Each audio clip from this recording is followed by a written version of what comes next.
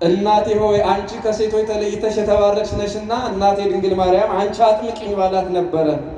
ነገር ግን ለሴት ክህነት አይገባትምና ምን ድንግል ብትሆን ምን ቅድስት ብትሆን ምን ከሰው የተለየች ብትሆን እንኳንስ ለሌሎች ሴቶች ለእናቱ ለድንግል ማርያም እንኳን ክህነት የላትምና እናቱ ድንግል ማርያም አላጠመቀችውም።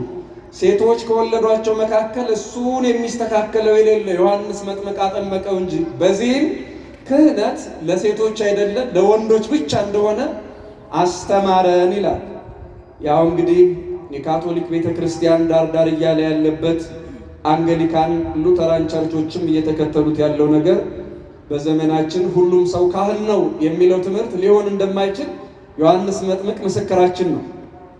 ከእናቱ ከድንግል ማርያም የበለጠ ነገር ኖሮት አይደለም። ግን ድንግል ማርያም ምንም የከበረች ብትሆን ሴት ናት። ስለዚህ ልጇን ማጥመቅ አትችልም። ምንም ከፈጣሪ በታች ከፍጡራን በላይ ብትሆን ምንም ከፈጣሪ በታች ከፍጡራን በላይ ብትሆን ስልጣነ ክህነት ለድንግል ማርያም የላትም። ምን የላትም አልኳችሁ? አቤት ስልጣነ ክህነት ያላቸው ወንዶች ናቸው። ስለዚህ ይህንን በዚሁ አጋጣሚ እንማራለን።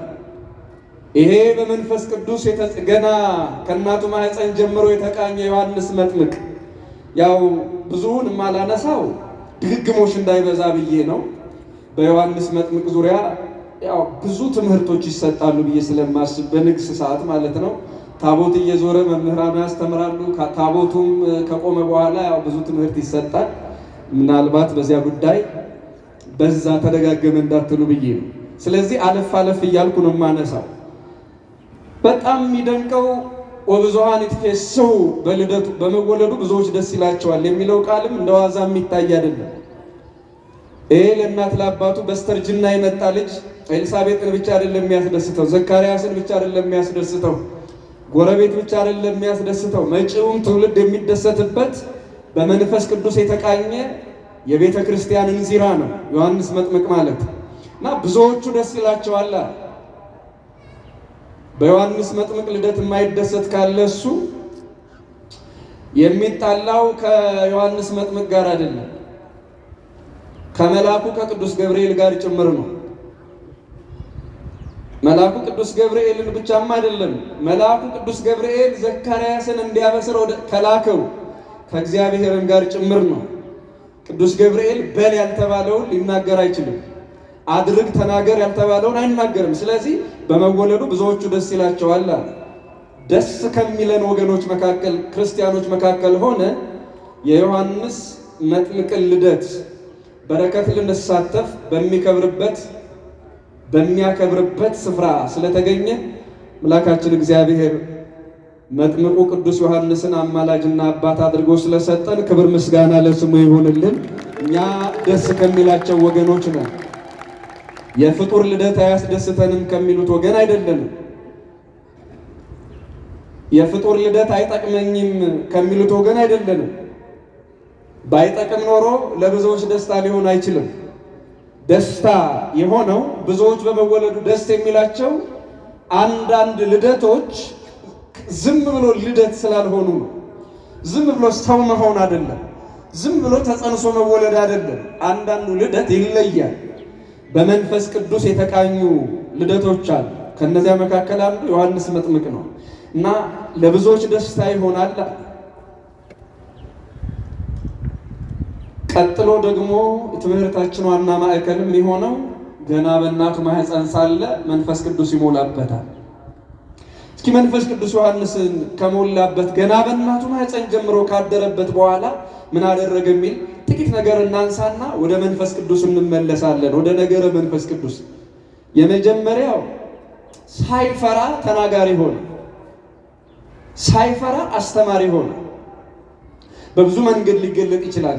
ያው ወደ መንፈስ ቅዱስ ትምህርት ለመሄድ ስል አንዳንድ ሐሳቦችን ብቻ ላንሳ። ለምሳሌ ይሄ በመንፈስ ቅዱስ የተቃኘ ገና ከእናቱ ማህፀን ጀምሮ መንፈስ ቅዱስ ያደረበት ብላቴና ዮሐንስ መጥምቅ መንፈስ ቅዱስ አንደበቱን ስላሟሸው የማይፈራ መምህር ሆኗል። ምን የማይል አልኳችሁ? ምንም የማይፈራ መምህር ሆኗል። ያ ማለት ሰው ደስ ይበለው ብሎ መንግስትን የሚሳደብ አስተማሪ ሆነ ማለት አይደለም። ጲላጦስ ማነው ሄሮድስን የተሳደበ ህዝብ ስለሚጠላው ሄሮድስን እና መንግስቱን የሚጠሉ ሰዎች ደስ እንዲላቸው ብሎ የፖለቲካ ትርፍ ለማግኘት ነቃፊዎችን ለማስደሰት አይደለም። እውነት ስህተት ሲሰራ ግን ማለትም ሰዎች ስልጣናቸውን ተገን አድርገው ኃላፊነታቸውን ከሳሽ የለኝም ባይነታቸውን ምክንያት አድርገው ወንጀል ሲሰሩ ግን የማቴዎስ ወንጌል ምዕራፍ 14 ቁጥር 1 ላይ ተመልከቱ። ዮሐንስ መጥምቅ እይደለወከ ታውስ ብእሲተ እሁከ ፊልጶስ የወንድምህን የፊልጶስን ሚስት ታገባ ዘንድ አይገባህም ብሎ ሄሮድስን በመገሰጹ ምክንያት ታስሯል። የወንድምህን ሚስት ታገባ ዘንድ አይገባህም። ይሄ እኮ ክርስቲያኖች የሞራል ጉዳይ ነው። የወንድምህን ሚስት አግብተህ ባልሆኜ እዚህ ደግሞ አገር እመራለሁ የሚል ሞራል ከየት ልታመጣ ትችላለህ? ስለዚህ በዚህ ኃጢአት ሆነህ ወዲህ የህዝብ መሪ የሀገር እንደራሴ ልትሆን አትችልም። የሀገር መሪ ልትሆን አትችልም። ይሄ ነገር ኃጢአት ነው። ይሄ ነገር በደል ነው። ይሄንን ግብርህን ተው ብሎ መናገር ጀመረ። በዚህ ምክንያት ታሰረ። ክርስቲያኖች መቼም መምህርነት እንደዚህ ነው። ሐዋርያው ማን ነው? መጥምቁ የአዲስ ኪዳኑ ሐዋርያ የምንለው ዮሐንስ መጥምቅ ለመምህርነት ሲላክ ዝም ብሎ ተምሮ አይደለም። እንደውም የገባበት ጉባኤ ቤት የለውም። መንፈስ ቅዱስ ነው የገለጠለት። ያደገውና የኖረው በምድረ በዳ ነው። እናቱ ገና በ5 ዓመቱ ሞተች ወይም አረፈች። በነገራችን ላይ እናቱ ቅድስት ድንግል ማርያም ማናት? እናቱ ቅድስት ኤልሳቤጥ ከ36ቱ ቅዱሳት አንስት እንደሆነች ብዙ ጊዜ መቼም ይሄ ማህበራዊ ሚዲያ የማያሳየውም የለም። ከ36ቱ ሴቶች አንዷ እንደሆነች ይነገራል። አይደለችም። ገና የ5 ዓመት ብላቴና ሳለ ዮሐንስን ታታሳድገው ነው በምድረ በዳ ያረፈችው፣ በበረሃ ያለ ቀባሪ የሞተችው። ስለዚህ 36ቱ ሴቶች በተሰበሰቡበት ጊዜ መንፈስ ቅዱስ ለሐዋርያት በወረደ ጊዜ ኤልሳቤጥ በሕይወተ ሥጋ የለችም። እኛ 36ቱ ሴቶች ከምንላቸው መካከል ዋናዎቹ መንፈስ ቅዱስ በጽርሐ ጽዮን በባለ 50 በባለ ጰራቅሊጦስ በ120 ሰዎች ላይ በወረደ ጊዜ ከ120 ሰዎች መካከል 36ቱ ሴቶች አሉበት። ከነዚህ ከ36 ሴቶች መካከል አንዷ አይደለችም ኤልሳቤጥ። ምክንያቱም ገና ልጇ ዮሐንስ መጥምቅ የ5 ዓመት ብላቴና ሳለ ትታው ነው የሞተችው። እና እድገቱ እንዴት እንደሆነ ታውቃላችሁ። እሱን መደጋገም የሚያስፈልግ አይመስለኝም። እናት ጥላው በሞተች ጊዜ የምድረ በዳ እንስሳ እየተሻሙ ያሳደጉት ብላቴና መሆኑን ታውቃላችሁ።